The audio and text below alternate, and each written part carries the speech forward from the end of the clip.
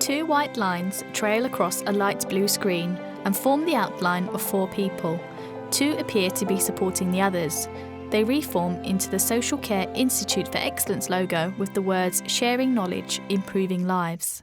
The title, Understanding Independent Mental Health Advocacy, IMHA, for people who use services. Actors have been used in some of the scenes in this film. One half of a set of double doors is slammed shut. Being detained in hospital against your will or on a community treatment order can be scary and confusing. It can also make you feel disempowered. See, the nurse said to me that I'll end up on a section, and I didn't even know what that meant. I can't leave.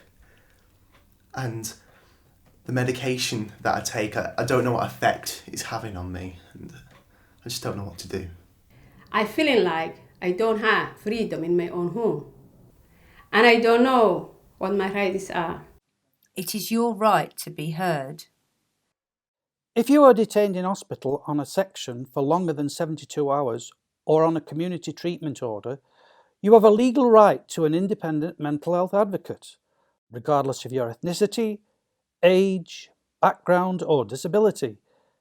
This also applies to people who lack capacity to make specific decisions, such as people with dementia or learning difficulties. It is very important that service users can access an IMHA regardless of their first language or what minority group they belong to. Advocacy was introduced under the Mental Health Act 2007, and from April 2009 there has been a legal duty to provide independent mental health advocacy. What is an independent mental health advocate?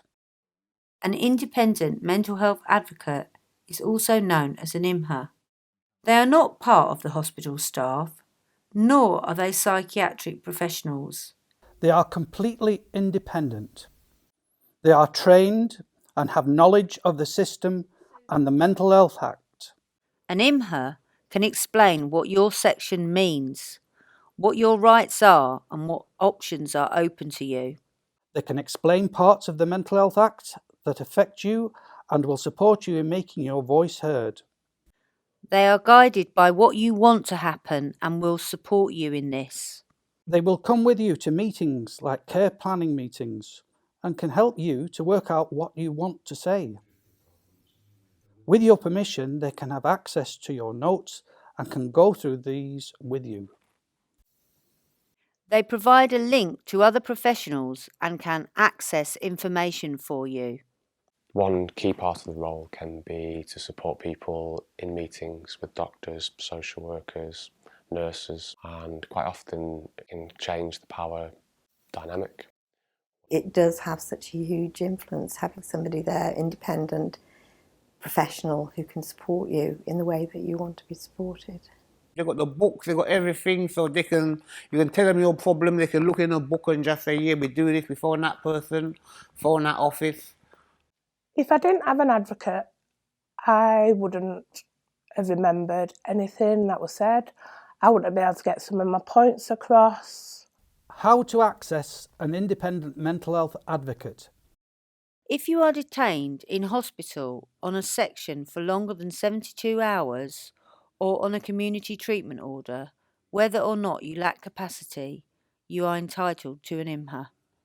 You don't have to feel confused and alone.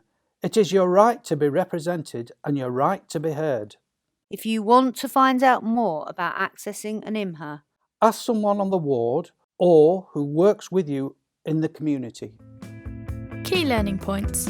If you are detained, whether you're in hospital or on a community treatment order, CTO, under most sections of the Mental Health Act, you have the right to an independent mental health advocate, IMHA. IMHAs are independent. They don't work for the hospital or mental health services, they work for you.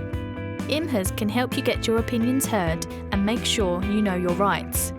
IMHAs do not tell you what they would do, they help you decide what you want. IMHA is a free service.